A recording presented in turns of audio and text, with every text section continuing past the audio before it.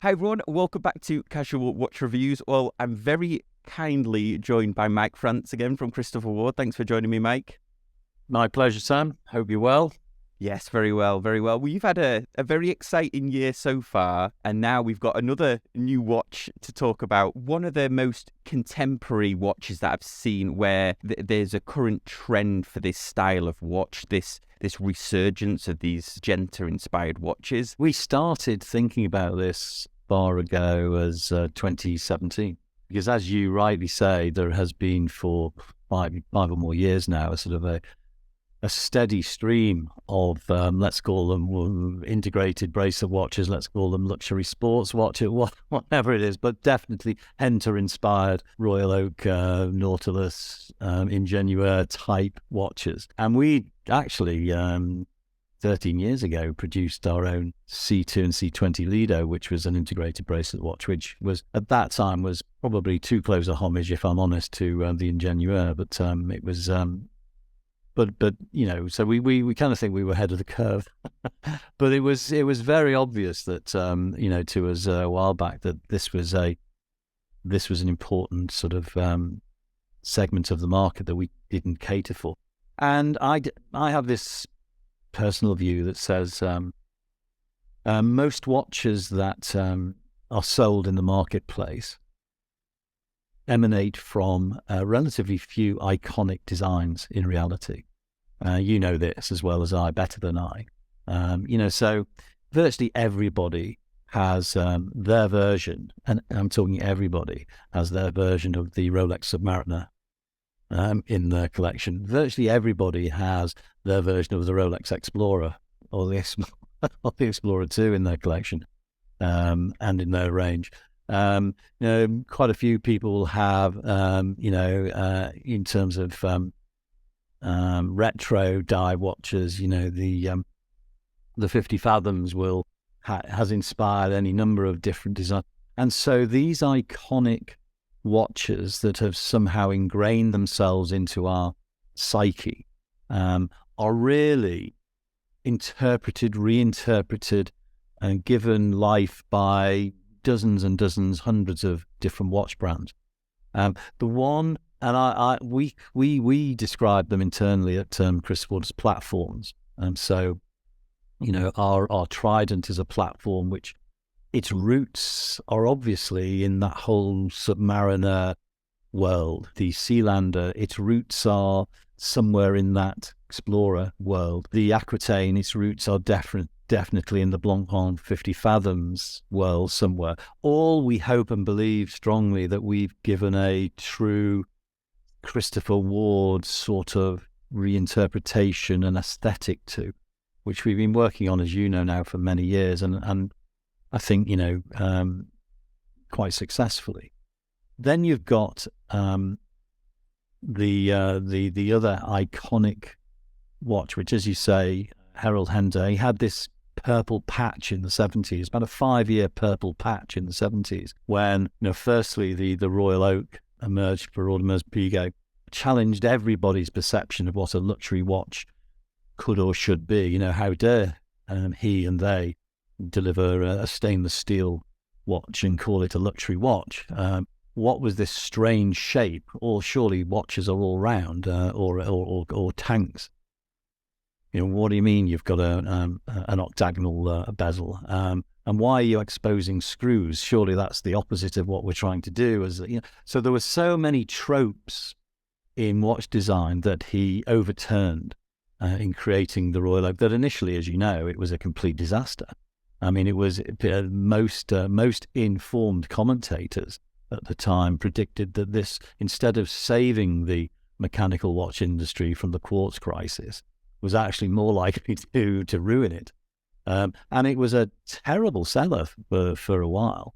And then people, as often is the case, of course, after the disturbance becomes the rationalization and the relooking, and then, the tag genius is then applied and it goes through the roof. But in that 5 years, he then went on a couple of years later to develop the Nautilus, in some ways a sort of a more rugged version for Patek, and then the third great masterpiece of that time that he created was the IWC, the original IWC in Genuine. And they all gave rise to, Vacheron came in with their 222, et cetera, et cetera. And so this became, as you know, an established iconic design, series of designs with certain tropes. The bezel had to be distinctive, for one. The integration of the bracelet and the articulation of the bracelet for two. Textured dial was the third major trope of this sort of area. And so eventually all these things, as we know, have a cycle. And we started to look at this in 2017, and we wanted to do something that was identifiably Christopher Ward. But for sometimes you set off on a journey and it is better, if you're not getting where you wanted to go, to stop and go somewhere else. So actually we stopped development because we weren't happy with the direction of it. It didn't seem different enough, and it just wasn't feeling right. And so we actually detoured to the Sealander. That led to the Sealander, which I think we launched it, when did that come out? In 2021 eventually. But around about the time of the launch of the Sealander in 21, we returned to, because it was very clear, integrated bracelet watches were now becoming this huge juggernaut of a design trope in watches. So we returned to it, and it was the sort of dodecagon bezel and the double dodecagon in terms of our design. It's both on the bezel and on the backplate. That we thought, we now have something that we can develop into something that we believe, and we hope our customers believe, will be worthy of being part of that Henter-inspired movement. And so the 12 was eventually developed. And, you take those important design tropes, as I talk about, we've got this dodecagon 12-sided polygon bezel, but it's not just 12-sided, because there are other 12-sided versions. The Zenith Skyline, for instance, is I think a very, very good interpretation. We wanted to go further than that. So those, when people see the 12, both in pictorial form, but hopefully even more importantly and better in the metal, the bezel is a work of art in its own right. Lots of brands sort of will have different polishes, but rarely will you see three different polishes in such a defined area as the bezel of the 12, both the 12 stainless steel and the 12 Ti, the titanium version, which we'll talk about shortly, I hope. We've got mirror polish, we've got linear brushing, we've got sandblasting, all within this sort of bezel area. And two things really. One is it requires very fine manufacturing. And, we, as you know, we work with one of the best case manufacturers in the world. And so, but it was still a challenge, because what we believe signifies real care, attention and quality are often the transitions from one finish to the other. Yeah. There are lots of great watches out there, but when you actually have them in hand and you look at the relative values and qualities, it's the attention to those small details that often separates, the good from the great, or the good from the bad. And when you have in such a small space, such beautifully articulated finishing with the sharpest transitions I think we've ever created, you've got something rather special in your hands. And so the bezel is on both the front and the back of the watch is a genuine work of art. It's a watchmaking art. It's beautiful. We've really, really, really worked on hard to make something that was distinctive and probably unexpected from a brand that's value driven, but I hope people increasingly understand that that's not at the compromise of quality. It's just our economic model that drives that sort of thing. Then the second trope, of course, is the dial itself, and we've got this beautifully deep stamped dial with, probably at first glance, it's not immediately obvious, but it's a sort of a take on our twin flags into a sort of a flattened pyramid across the dial. And moreover, we've then finished the surfaces, with a lacquer, so that you're getting this. I'm even thinking of calling it a light catcher dial, because it literally shimmers away beautifully, in especially in certain colours. And then even beyond that, we've chosen to, instead, the way many people, most brands, they'll to put the word automatic or Swiss made or onto the dial, they'll take a patch of the dial and flatten it because it makes it easier to stamp, easier to print onto it. Well, we decide, no, let's make life really difficult for ourselves, because we create, so all the words automatic and Swiss made are literally stamped and then painted on top of the stamp, on top of. It's a brilliant thing to do, very difficult to achieve, costs a bit more to do, but it just, again, it's a small, most people won't even notice, it has to be said, but we notice, and the likes of you will notice, and as many people as listen to this podcast will probably now notice it, because it's these small things that really separate, we think, and amuse us in many different ways. But it's how can we keep raising the bar? So even something as small as that is, to us, quite important. And then we've re-engineered the indices and the hands are beautiful. That we've gone for a slightly more elegant triangular form of the hands, which seem to suit better the design. And then we've the beautifully faceted indices, all adding up to this sort of almost, in certain lights, a kind of a jewel-like finish to the head of the watch. And then, of course, the third and arguably the most important trope of an integrated bracelet watch is the bracelet. Here, clever design, going for single links that were help to keep the price down, but also allow us to finish the facets, the polished facets that we've got underneath the links, so that in articulation, when they catch the light, you again get this shimmering impact of these beautifully constructed links. Got a butterfly clasp, comfort, and so that the I suppose the silhouette of the watch is, and the opening is hidden virtually. So it's a beautifully sleek design, which I think is important in this particular arena of watch. And you put all of that package together, and the 12, whilst it's in some ways it's a very prosaic name, we've got this almost poetic watch, and that beautiful balance of prosaic and poetic is again just a very straightforward name, the 12, although there's kind of intimations of some sort of secret society. it just seems to add up to something that we're about or trying to be about as a brand, which is straightforward but incredibly surprising, and always trying to deliver more than you would expect, certainly for the price that you're having to pay. So this is a big watch for us. I can't wait to see one in person. We've just got the press images. You're on the list, Sam. You're on the list. I know, well, very much appreciated. Yeah, when I first saw it, it immediately made me think of a Czepek watch. Yeah.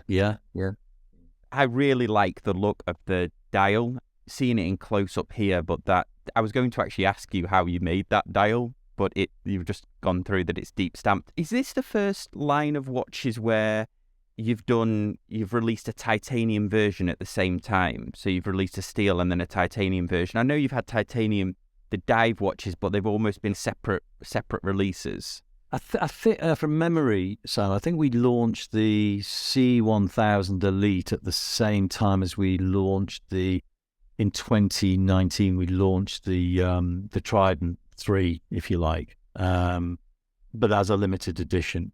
But this is open. The TI version, the titanium version, is the first time we've launched an open series titanium simultaneously with steel version, and Again, we wanted to. There are a few titanium versions of integrated bracelet watches out there. Not that many. That was an attraction to us, and we felt as well that there was it's a sportier version, if you like, and we feel very strongly that there's a real opportunity for tackling two sort of segments of the market via the one design. So the titanium is, obviously a little more expensive. It's also for us. I mean, these are very, and should be in our view, not always the case, but they should be slim watches. And the steel is still sub 10 millimeters. It's 9.95. The titanium, because for the first time we're using the Sellita SW300, which has got the extended power reserve, 56-hour power reserve. It's slimmer, and so we're able to bring down the titanium version to less than 9 mil high. Wow. So it's only 8.95 millimeters high. So this is a beautifully sleek watch. Nobody's going to have any difficulty getting this under their cuff, but it just fits the aesthetic to have this sleek case design working in an integrated way, obviously into the single piece bracelet. Although we're also launching with with integrated rubber bracelet as well for those people who would like to add that or would prefer it. But I think 90% plus of the sales will be on the steel or the titanium bracelet. I'm always intrigued about titanium because some of the bigger watch companies make a real song and a dance, don't they, about titanium and the use of titanium and the difficulty in machining. It's not actually that much more. It's about an extra $500 for $500 or $600 more for the titanium. Yeah. But that's not just the titanium. Of course, this has got the SW300. It's the first time we've used the 300. It's got the additional power reserve up to 56 hours. It's also slimmer, so that we're able to get under 9 millimeters high for the watch, which works brilliantly well into the sleekness of the design, which we think is really important. And of course, it's also a chronometer. So there are a number of benefits, as well as the lightweight and the sort of slightly sportier look of the titanium version. You've got an enhanced movement, a chronometer-based movement. You've got the 41-gram weight at the head of the watch. I mean, it is a true sports watch. And these are in their sort of their description. Many people describe these as luxury sports dress watches. And this is, if the steel leans a little bit more towards dress, the titanium definitely leans a little bit more towards sports. Many people, as you know, Sam, talk about the difficulty of milling and polishing titanium. We've become, I think, pretty expert at it. And a lot of it goes back to the quality of our manufacture. And we rather than do what many people do in terms of just simply sandblasting and going for a single finish on titanium, we choose to do all the same finishes. And yes, it takes a bit longer to do, and it's a bit harder because titanium is obviously harder to mill. It's a tougher metal than steel. Again, it's these details that we think and hope are seen ultimately. And I do think over time it's this accumulation of this sort of attention to detail over many watch designs that lead people ultimately to going, actually, we buy into what you're trying to do. Even if people don't like a design, I think most people, I hope at least, recognize that the value of what we do is driven not by taking things out, it's just by the business model. The opposite is true. We almost have to work harder because of the value of our products to convince people that we are as into the detailing as we are. But I think bit by bit, and in no small part because I'm allowed to bore people to death on your podcast, people on podcasts like yours, Sam, and say these things over, from time to time. I think people genuinely I really hope people, understand. Don't buy a Chris Ward watch for its price. Buy it because of the quality, and that you know that you're getting something exceptional. Yeah, absolutely. Well, that's been fascinating. So the new watches are released today. We have the 12 in steel with the Sleater SW200 38-hour power reserve. And then we have the titanium version as well, which has got a 56-hour power reserve, the SW300, all released today, so you can check them out on the Christopher Ward's website.